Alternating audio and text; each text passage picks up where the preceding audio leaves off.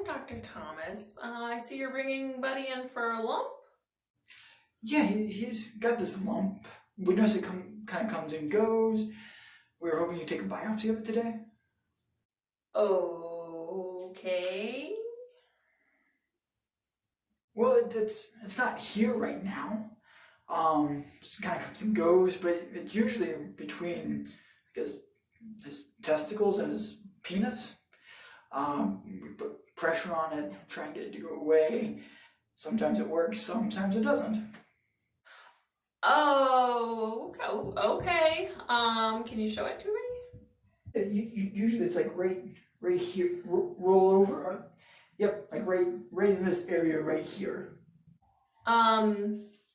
Sir, please stop touching that. So dogs have this part on their penis called the bulbous gland, and it's the first part of their penis that gets big whenever they're get excited. So basically, every time you see this lump, he has an erection. What? But he's been neutered. We've been touching it. Oh, we've been touching it. Well, neutered males can also get it, but I would definitely avoid taking a biopsy today.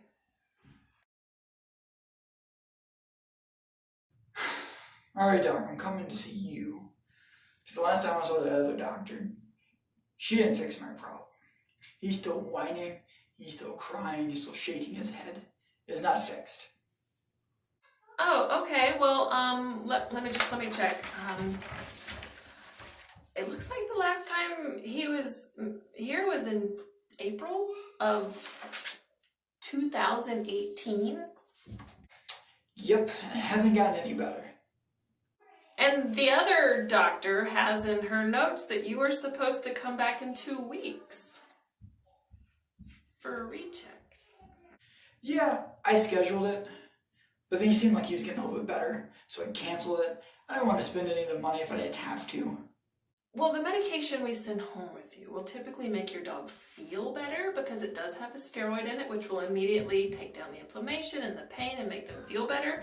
But unfortunately, ears are deep, dark cavities where bacteria and yeast can just continue to grow. So unless we recheck them, typically around 1 to 2 weeks later after we've started treatment, those bugs could still be living in there, and then as soon as you stop treatment, they just take over again.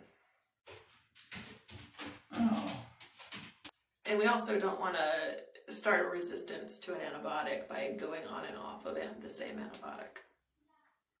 And unfortunately with ears, a lot of times the background between chronic ear problems is an allergy. So eventually we're going to have to figure out what's the trigger allergy and try to treat that once we get these ears under control to prevent this from happening in the future as well.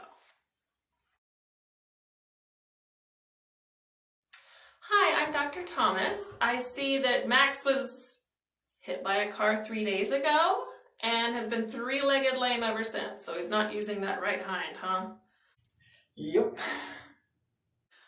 Okay, so we probably need to go ahead and get x-rays to see if anything's broken, and it would be very nice if we could give him some pain medication and some mild sedatives so that he's less painful when we start tweaking on that leg to take the x-rays.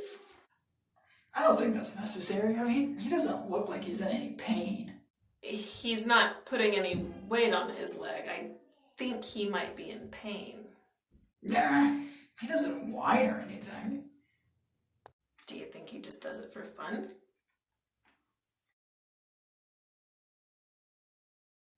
Hello again, and how's Mandy? I see that she's been digging at herself again. That's so discerning because we had her so well controlled under all those meds. So, she was doing really well. What do you think has changed, and why does she feel so oily, and what's that smell? I thought she maybe should eat all those expensive medications. Oh, okay. Well, she was on her hypoallergenic diet. How is she still doing with that? Oh yeah. We never stopped giving that. But she seemed like she was getting bored of it, so I started scrambling eggs, cutting up some lunch meat, and adding it to it. so that she'd be more excited about eating. Okay, so let's start at the beginning. Mandy has allergies. That is a lifelong condition that you will probably be treating forever as long as she lives. I Googled it, and actually I learned that you can treat her with tea tree oil and coconut oil mixed together. The home remedies that you're using are obviously not working, and it's going to take us probably about 3 months to get back on track with her. And she now, unfortunately, has a skin infection from where she's been scratching and digging, and bacteria has gotten under her skin. So we're going to have to put her on antibiotics for a couple of weeks before we can even start to get her back feeling a little bit better. For fleas, we started using diatomaceous earth. She's going to need to get back on the expensive flea medications. I can actually see the fleas crawling from here. And as far as her hypoallergenic diet goes, it's very specifically made so that there's just one protein that she's eating. And then when you're adding all those extra proteins such as eggs or sandwich meat or whatever else you're adding to it, unfortunately you're kind of throwing your money away on that expensive dog food you've been buying, because that takes away the whole point of the hypoallergenic diet. It's supposed to be limited ingredient. We've found that she doesn't react to duck. So adding the extra proteins is, you might as well be feeding any food, really. So we need to get her back on the limited ingredient with no added things. We could try adding like canned pumpkin or unsalted green beans to her food if she's getting a little bored, but she will eat the food eventually. So the next time you decide that maybe you want to try to change something, or if you're having financial issues, just please call me and we'll talk about it. That way we don't get set off track again and have to start all over, and it'll take 3 months to get us back to normal. And please don't Google it. Hi, I'm Dr. Thomas. What brings you in today?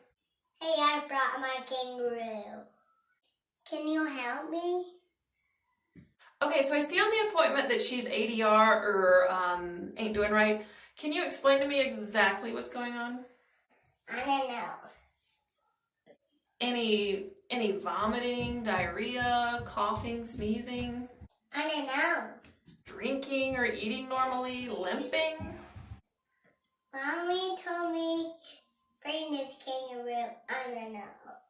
Oh, okay, well maybe we can call her and get these answers. No. She was running an errand on me. Okay, so our first scenario is one of some of veterinarians' favorite scenarios, is when we get to make people feel a little awkward about talking about private parts, since India's here. We see it probably at least once or twice a year that somebody comes in and thinks that their dog has a mass because male dogs will get a little ball between the tip of their sheath of their penis and their testicles that is part of an erection. And a lot of times we get people coming in thinking that it is that it's a mass or a tumor. We try to find our most squeamish or vulnerable or shy employee to have to go tell the owner that it's an erection. It's kind of fun. Okay, so the second scenario is when somebody brings their animal in and it's no better. If you follow up with us when we ask you to, a lot of times we can get your animal better and on the right track to not getting this problem again. We're not in it just for the money, I promise. I would just want to see your animal get better. I like to see things improve, and I like to see the science behind it. So a lot of times, especially with the ears and allergies, it's going to be a chronic problem. You're not going to be able to just take one tube of medication home and solve the problem. Sometimes you can, but most of the time not.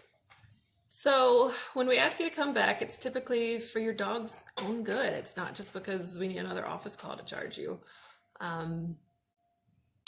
Anyway, moving on. The third scenario is we have a lot of owners who come in and think that their animal's not in pain just because they're not screaming or crying. Dogs and cats are very shy about showing pain. A lot of times in the pack scenario, if they show any pain, then the other members of the pack will descend on them and hurt them. Cats are really good at hiding pain too, and I don't have a good answer for that, for why, but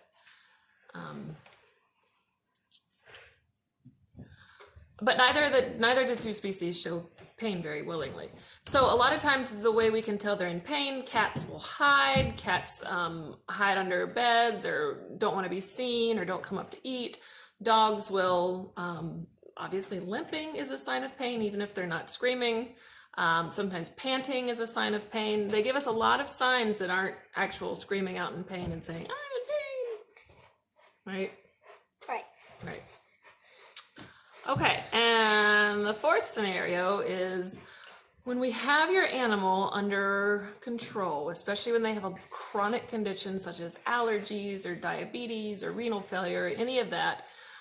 It's really frustrating when you go on and do your own research and change up our plans, because we've worked really hard to get your animal to this point and it's taken a lot, and we know we've spent a lot of your money getting to this point, which is why it's even more frustrating, because sometimes it takes even more money to get them back on track when we've already had them on track and then we get off of course. So please, if you want to change any of your plans, if you're having trouble spending the money on what's going down, we can help you. Just give us a call and talk to us about it before completely stopping. And the last one is one of the most frustrating things that we see at the vet's office, right, India? Is when we have someone come in with absolutely no information on the animal we're seeing. A lot of times, somebody can't come in because they're working or they're sick or something, and that's totally understandable. But we would really prefer if you could have the person bringing the animal in and tell them what's going on and what the problems are, and is it eating, drinking, is it having diarrhea, vomiting, any of those things. We would love to know. Sometimes people can call us on the phones and tell us these things, but not all the time, and it's very hard to diagnose an animal who can't talk to us when nobody's there to give us the history and we have nothing to go on, without spending a lot of money just to run random tests to see if there's something wrong. So you're saving yourself and us a lot of time and money by giving us a proper history and making sure the person who's bringing your animal, making sure they are up to date on the history as well. Do you want anything to say? Hi. She says hi. All right, thanks for watching. Say bye.